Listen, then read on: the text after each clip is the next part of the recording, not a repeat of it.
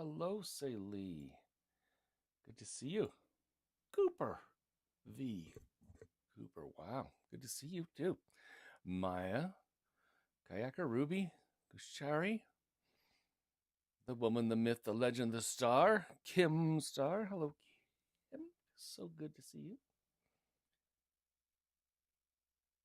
Hopefully hear voices now. Either in voice or on stream.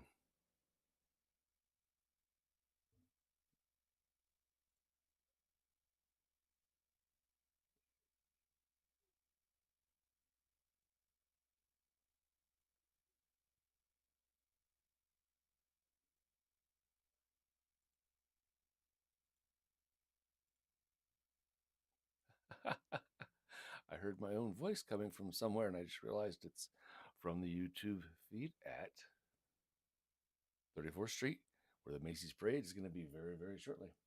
I got everything fixed this time. Why am I hearing my voice?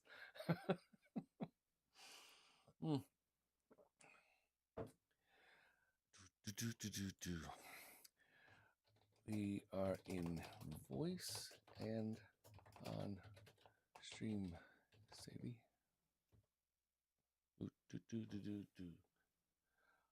Okay.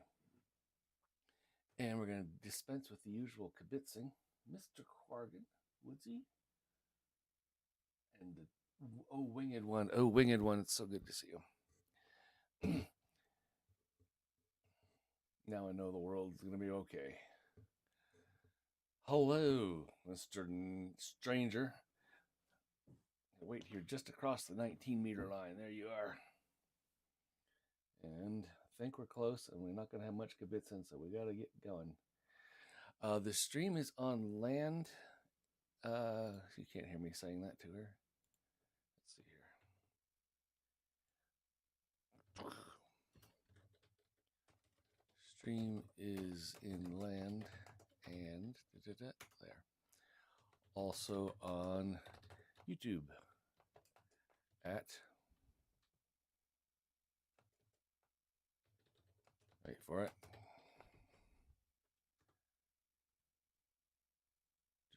The easiest one to use is Mike's, because that way you won't have to cut away for the parade.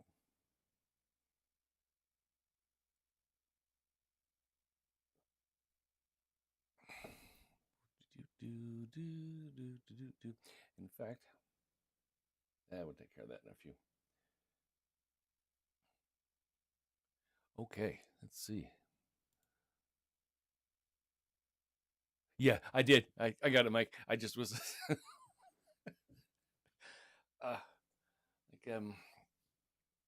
Mags makes fun of me because I've got normally I have 5 monitors here. Tonight I have 5 monitors plus 1 laptop. And when you get sound coming out and 4 avatars logged in, you get an extra sound coming from somewhere. Where's that coming from? Anyway, enough of that. I hope that Saylee can hear us now, but we gotta get rolling. She does good. So let's get that on the go.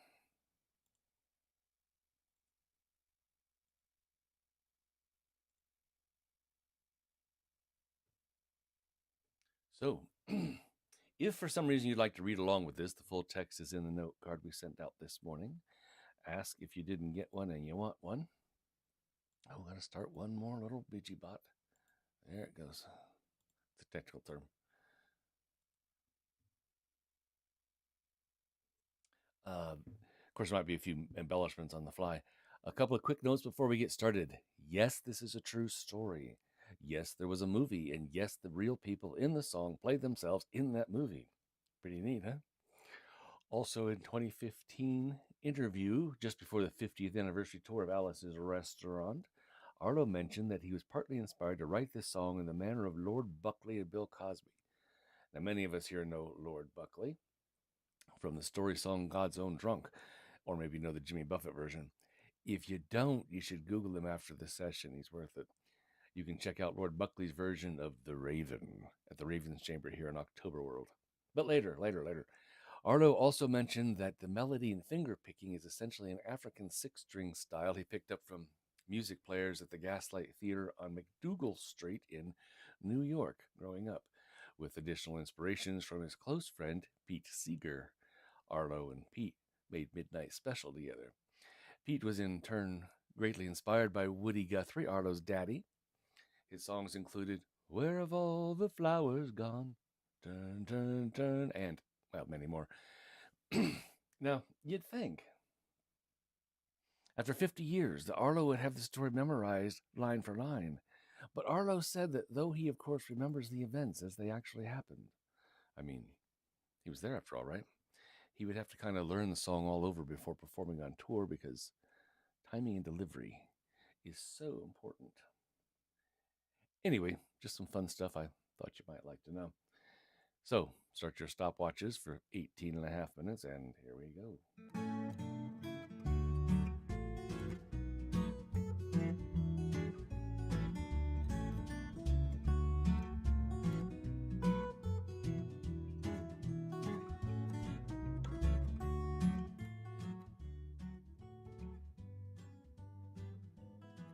Sounds like some of you have heard this one before. I know I have. That's because this song is called Alice's Restaurant. It's about Alice and the restaurant. But Alice's Restaurant was never the name of the restaurant. That was always just the name of this song, which is probably why we still call this song Alice's Restaurant. You can get anything you want at Alice's Restaurant. You can get anything you want at Alice's Restaurant. Walk right in, it's around the back, just a half a mile from the railroad track. You can get anything you want at Alice's Restaurant. Well, it all started 57 years ago, 57 Thanksgivings ago, 57 years ago on Thanksgiving when me and my friend decided to go up to visit Alice in the restaurant. But Alice didn't used to live in the restaurant. She used to live in the church nearby the restaurant, in the bell tower, with her husband Ray and Fasha the dog. And living in the bell tower like that, they got a lot of room downstairs where the pews used to be. And having all that room, seeing as how they took out all the pews, they decided they didn't have to take out their garbage for a long time. And boy, talk about pews. Well, we got up there, we found all the garbage in there, and we decided it'd be a friendly gesture for us to take the garbage down to the city dump. So we took the half a ton of garbage, we put it in the back of a red VW microbus, we took shovels and rakes and implements of destruction, and we headed on toward the town dump. Well, we got there, and there was a big sign, a chain across the dump saying, "Closed on Thanksgiving."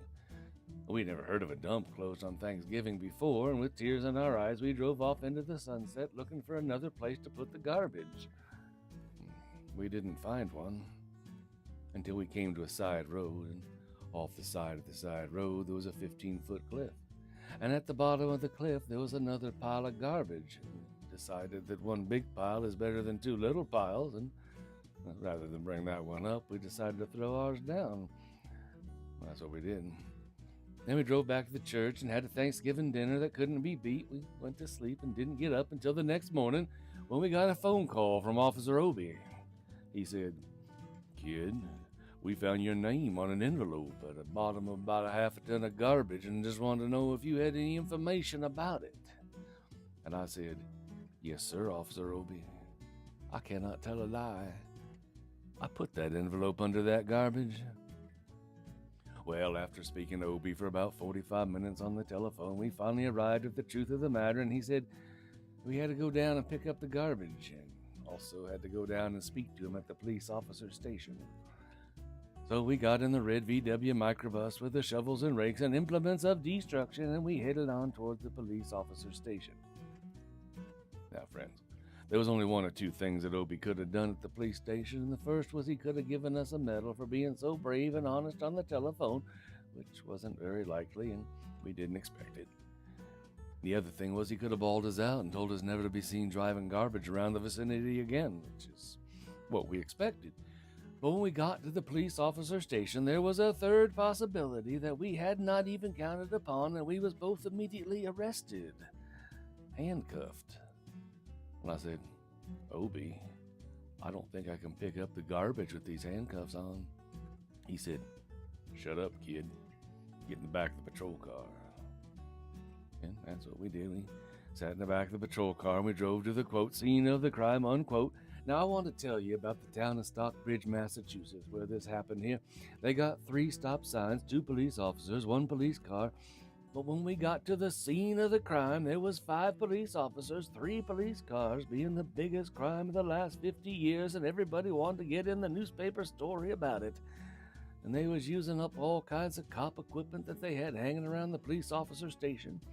They was taking plaster, tire tracks, footprints, dog smelling prints. They took 27 8x10 color glossy photographs with circles and arrows and a paragraph on the back of each one explaining what each one was to be used as evidence against us. They took pictures of the approach, the getaway, the northwest corner, the southwest corner, and that's not to mention the aerial drone photography. After the ordeal, we went back to jail. Obie said he's going to put us in the cell. Said, kid, I'm going to put you in the cell. I want your wallet and your belt.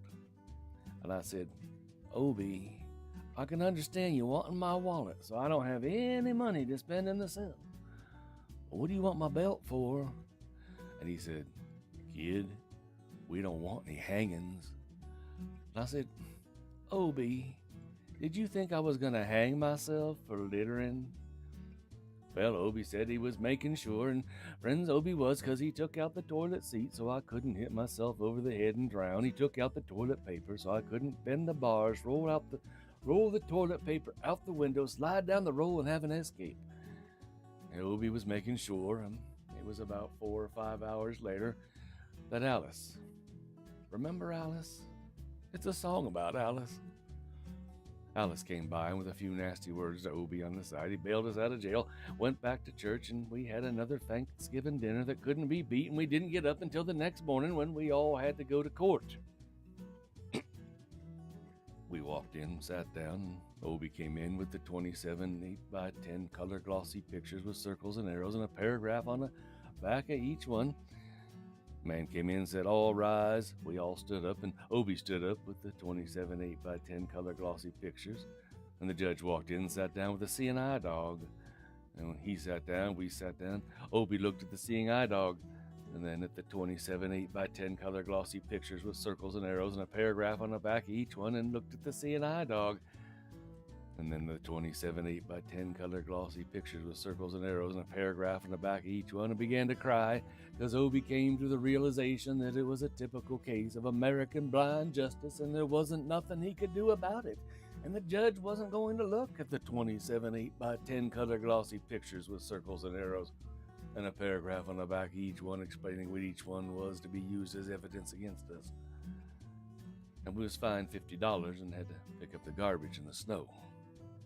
Of course, that's not what I come to talk about, just thought I'd mention it. Came to talk about the draft. Now, for those who can't remember, weren't there, back in those days, they used to have a thing called the selective service system, which meant that when you was a guy and you turned 18, you had to register with the selective service so that you could select some kind of service that might be of interest to you. If your choice was none of the above, they would help you by making a selection for you. And to do that, they had buildings all around America, and one down in New York on Whitehall Street where you walk in. You get injected, inspected, detected, inflected, neglected, and selected. Well, I went down to my physical examination one day, and I walked in. I sat down. I got good and drunk the night before, so I looked and felt my best when I went in that morning. Because I wanted to look like the old American kid from New York City. Man, I wanted to feel like I wanted to be the old American kid from New York. And I walked in, I sat down, I was hung down, brung down, hung up at all kinds of mean, nasty, ugly things. And I walked in and I sat down, and they gave me a piece of paper and said, kid, see the psychiatrist, room 604. I went up there and I said, shrink, I want to kill. I mean, I want to kill.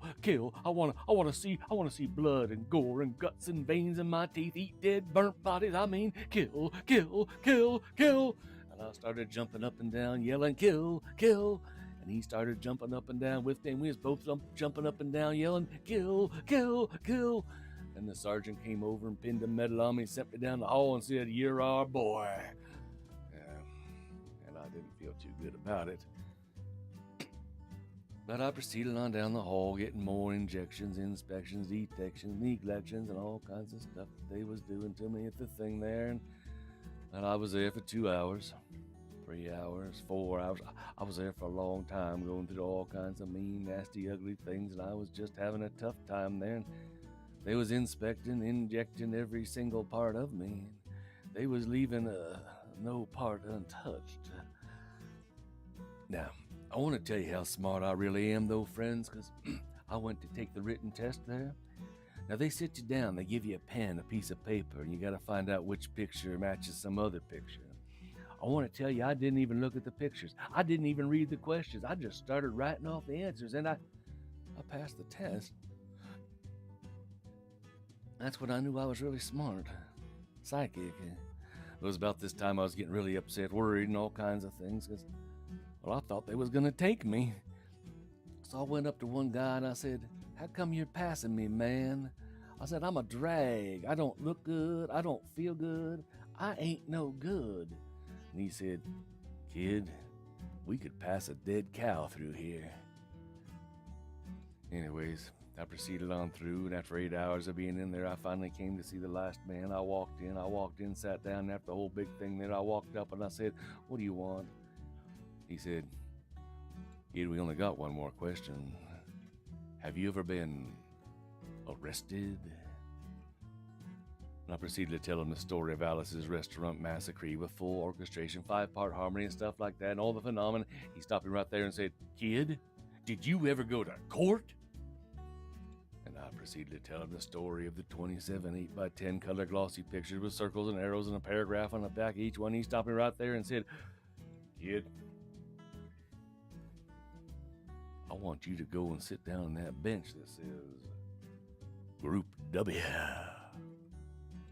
Now, kid." And I walked over to the bench there. There is a Group W is where they put you if you may not be moral enough to join the army after committing your special crime. And there was all kinds of mean, nasty, ugly-looking people on the bench there. Loud cell phone talkers, porch pirates, Twitter fact checkers sitting right there on the bench next to me. And they was mean and nasty and ugly and horrible crime type guys sitting on the bench next to me. And the meanest, the ugliest, and the nastiest one, the meanest Twitter fact checker of them all was coming over to me. And he was mean and ugly and nasty and horrible and all kinds of things. And he sat down and he said, "Kid, what'd you get?" And I said, "I didn't get nothing. I had to pay $50 and pick up the garbage." He said, "What were you arrested for, kid?" And I said, "Littering."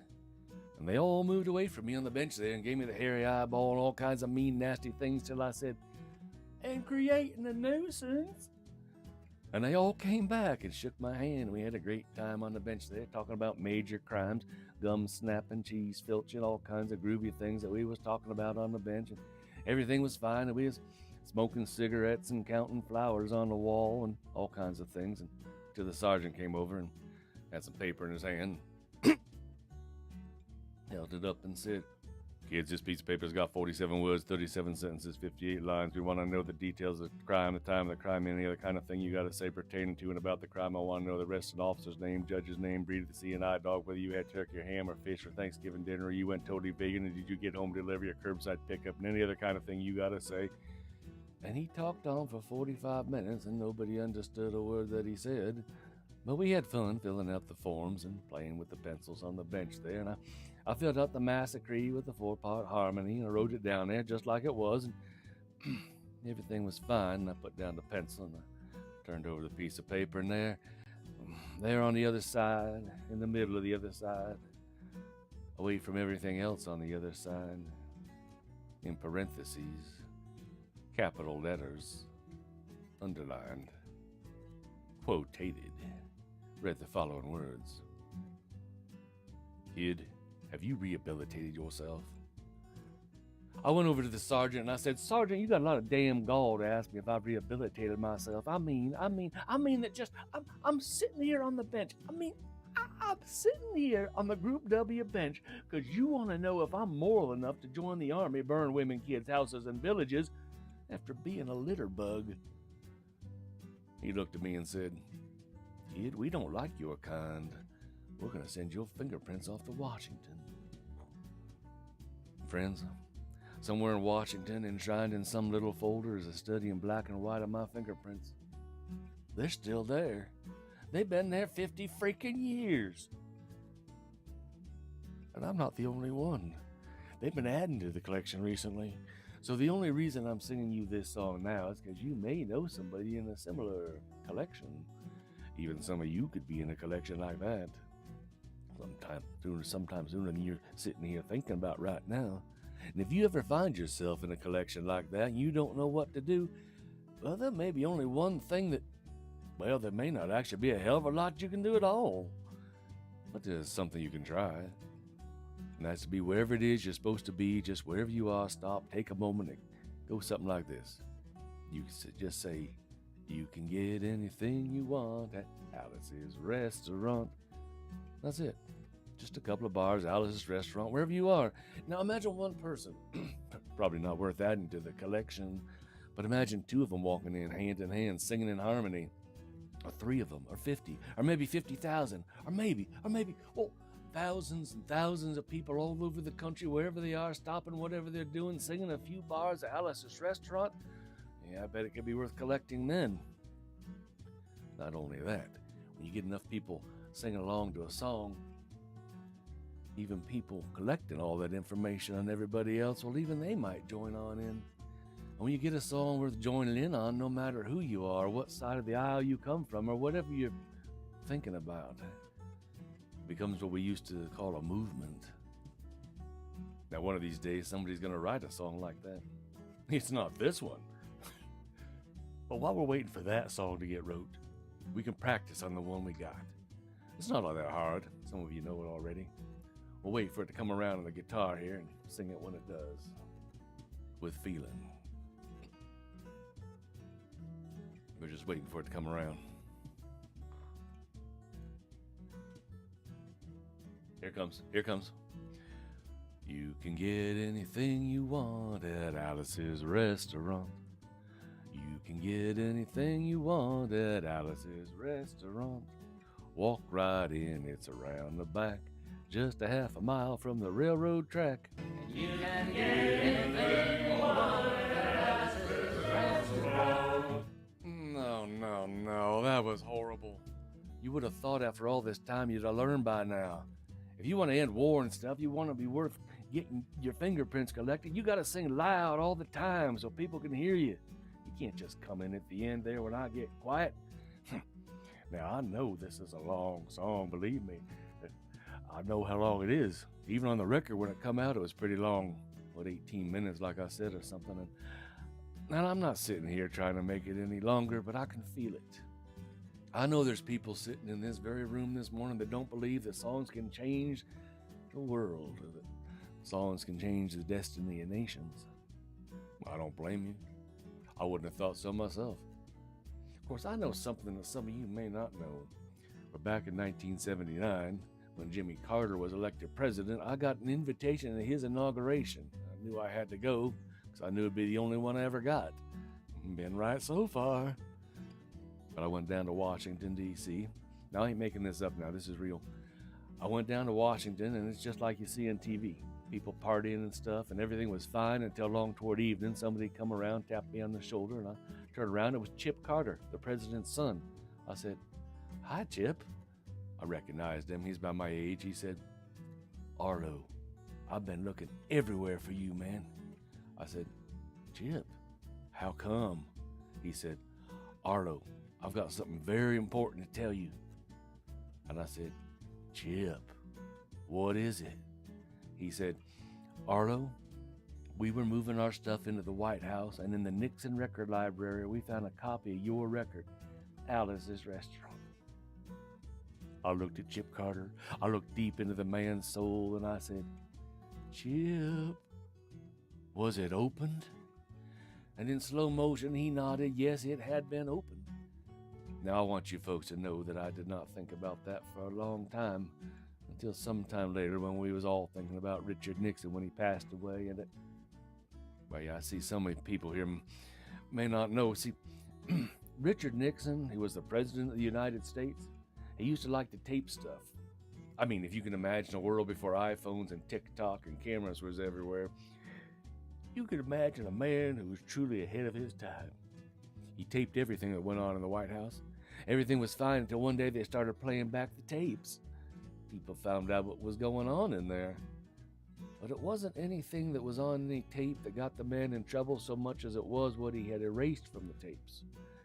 And there was one particular famous gap in one of those tapes that I was thinking about one night when I said to myself, Arlo, how many things in the world are 18 minutes and 28 seconds long? Well, I ask you, how many things in the world are exactly 18 minutes and 28 seconds long? Probably just a coincidence, but it's good enough for me. So when the song comes around on the guitar, remember that songs can change the destinies of nations, even if it's only by coincidence. You just have to know the words, have the feeling, and wait for it to come around on the guitar.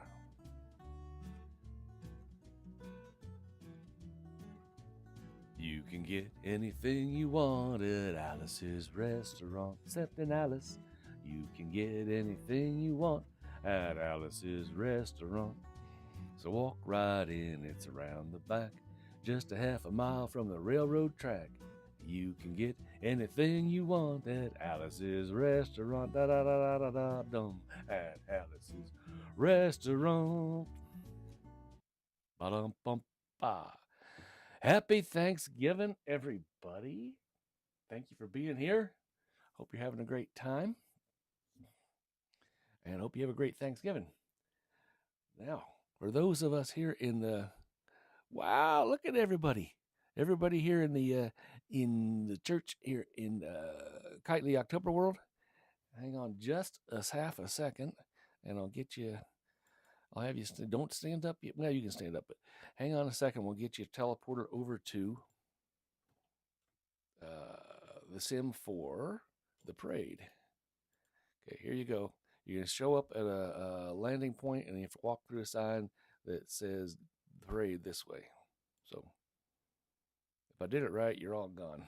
Let's see. How'd we do? Well, as soon as you stand up, you should be teleported over there. And here in Second Life, if you'd like to tune in, well, of course, you're welcome to come over and join us here in